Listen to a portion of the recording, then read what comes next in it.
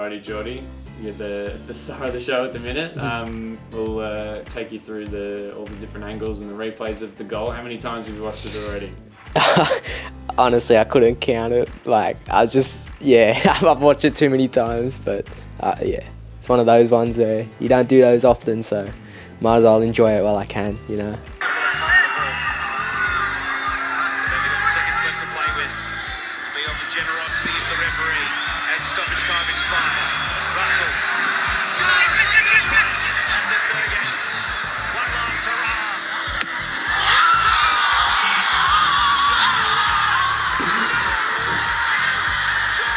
So what were you thinking in the build up to it? You can see you sort of hanging back in midfield, and you make that darting run. What's sort of going through your head as you see the play develop on the right hand side? Well, I played the 1-2 with Benny, and Benny came inside. So then it went to the other side, and Tate played the ball, and it was looking like a cross was going to happen. So Benny was like, he was telling me behind me, like, get in the box, Jordy, get in the box, you know. And then I was like, I could score here, right? And then I just ran in, see what happens really, and the ball came to me and just kicked it really.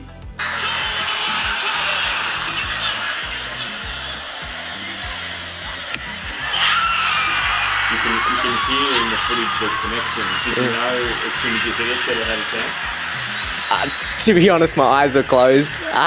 The ball came, my eyes were closed, and it's just one of those feelings I guess you get when this sort of stuff happens. You just kind of know. Kicked it and then looked over my shoulder, and the ball was in the net, and that's it really. So you were able to see it actually hit the net? Yeah, I saw it hit the net, and that's when I knew I didn't know what happened, Is that you squealing, or is that one of the other boys? I hope it's not me, probably the other boys. Who was the first one in the stacks on that met you? Do you remember? Obviously watching it, you might be able to tell. I think Botic or Hiro, maybe. But I'm not too sure, to be honest. My face was in the floor and I just didn't know what happened. When did you realise that you were going to be sent off? As soon as I scored, as soon as the top came off, because I didn't know what happened, I just took it off. And then as soon as I took it off, I took a couple steps, and then that's when I fell on the floor, and I was like, I got sent off, but I think it was worth it, you know. Obviously, you don't score those often, so might as well enjoy it. Do you remember what any of the boys did or said when they were celebrating? Do you remember anything in particular? Yeah, Riku and Garuccio just had me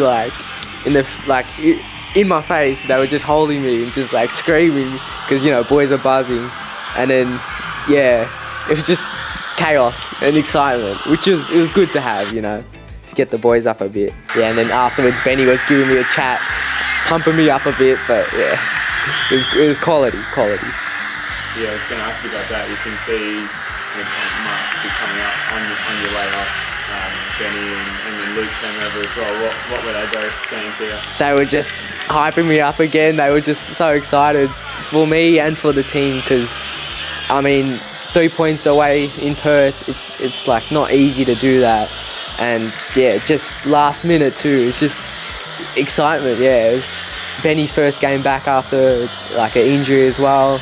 It was just pure excitement, I guess. The video actually didn't show it, but you obviously shook hands with John at the end. What did you say to him? What did he say to you and the rest of the guys on the bench as well? I was a bit apologetic because, I got sent off, but the boss, he understood, he's done many goals before, so he knows the feeling, and it's my only one, so he knew, he understood, and he said it was all good. And the other coaches and the boys, they were just buzzing for me. Lucy loved it.